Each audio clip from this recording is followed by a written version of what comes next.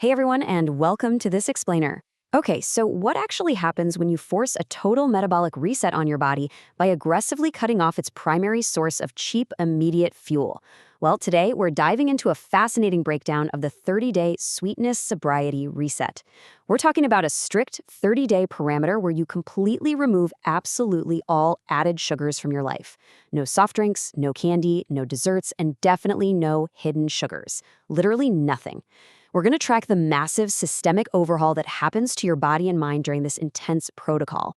So, what really goes down when you completely remove sugar from the equation? I mean, most people just assume this is a straightforward dietary shift, right? A simple equation of cutting calories to drop a few pounds. But the source material reveals that the actual experience triggers a legitimate neurological and physiological shock to your system. It's an intense withdrawal and recovery process that challenges almost everything about your daily routine. We usually approach a sugar detox expecting that simple equation, eat less sugar, lose weight. But the reality is a complete systemic overhaul. Removing added sugar fundamentally rewires your energy production, your cravings, your mood stability, your skin health, and, maybe most importantly, your entire psychological relationship with food. This goes way beyond just dropping a dress size or going down a belt notch. It impacts almost every single biological mechanism that dictates how you feel day to day. Let's break down this 30-day timeline. All right, let's start at the beginning. Week 1, the hardest part.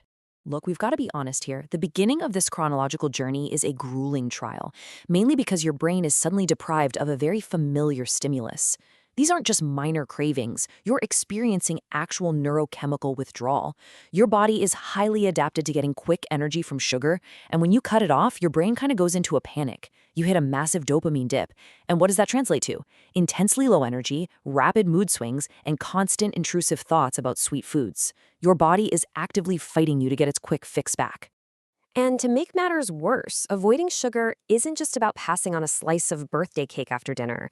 Sugar is literally hidden everywhere, which makes everyday eating a frustrating hurdle. Just think about your typical, seemingly healthy choices for a second. Did you know a single half-cup serving of store-bought pasta sauce can contain more added sugar than a glazed donut? Seriously. The same goes for standard salad dressings, marinades, and those supposedly healthy packaged snacks. Navigating this first week requires extreme vigilance because all these hidden sugars are actively working against your neurochemical reset. But there is light at the end of the tunnel for week 1. After a few days of this intense struggle, the physical grip really begins to loosen. Thanks to the neuroplasticity of your brain, it starts adapting to that lower dopamine baseline, and your cravings slowly become weaker. And on top of that, your literal palate recovers from constant fatigue.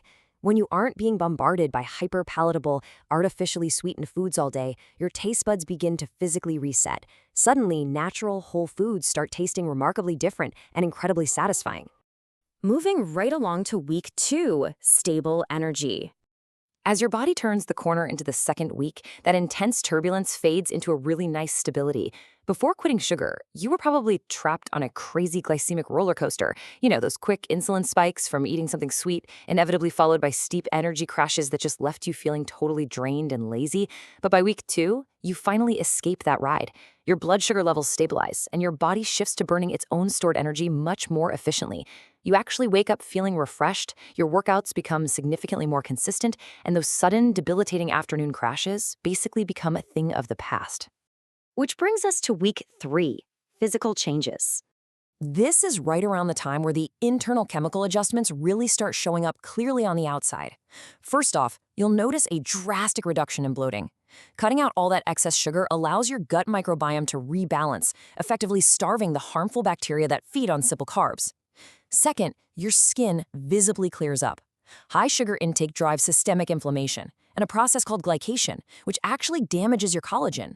Removing that trigger rapidly improves skin clarity. And finally, your baseline hunger normalizes, allowing you to go hours between meals without that desperate gnawing feeling in your stomach. You basically arrive at a complete paradigm shift. You start choosing food because your body actually needs the nutrients, not just because you're seeking a quick reward.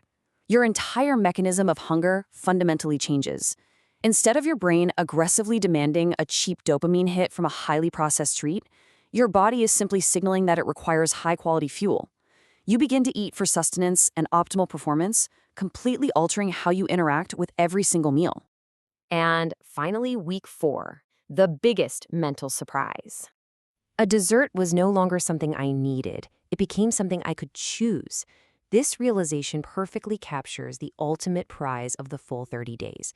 The most profound change documented in the source material isn't about fitting into old genes.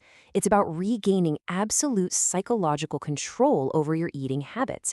Sugary foods simply no longer hold a dictatorial grip over your daily decisions. You are completely back in the driver's seat, making conscious, deliberate choices rather than just reacting to chemical compulsions. But hey, let's bring things back down to earth for a second, because quitting sugar doesn't magically transform your body in a vacuum. You still absolutely need the core fundamentals: proper nutrition, regular exercise, adequate sleep, and most importantly, consistency. In fact, these elements work in perfect synergy. When your blood sugar is stable, you naturally achieve deeper, more restorative sleep. That better sleep, in turn, gives you the stamina you need to fuel more intense and effective workouts. Removing added sugar is an amazing catalyst for sure, but it absolutely must be paired with these foundational habits for a truly sustainable lifestyle. After 30 days, the real transformation is behavioral freedom. It's experiencing an abundance of natural energy, mastering your impulses, and operating without the constant, annoying distraction of cravings.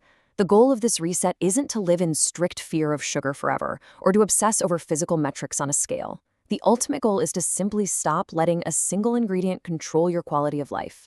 Often, our biggest leaps forward come just by removing the hidden friction that was holding us back all along.